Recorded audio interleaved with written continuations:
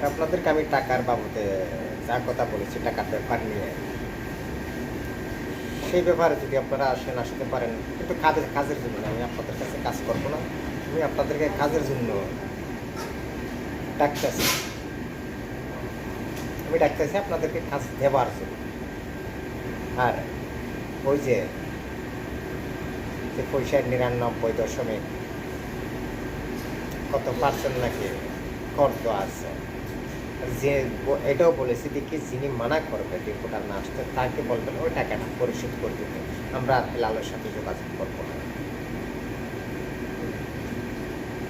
হেলালের কাছ থেকে টাকা পাবে বলেই যদি কেউ কাগজ দেখে দেখেন, ওনাকে বলবেন যা ওনার কাছ থেকে নিয়ে নাও, ওনারা আসলে আমি টাকা দিতে রাজি আছি, কোথায় টাকা দিয়েছে সেটা আমাকে প্রমাণ করতে হবে কীভাবে দিয়েছে। আজকে আসলে আজকেও দেবো, আমি সিটি লিখছি, এটা ভুলে আছি, যখন আসে তখন দেবো।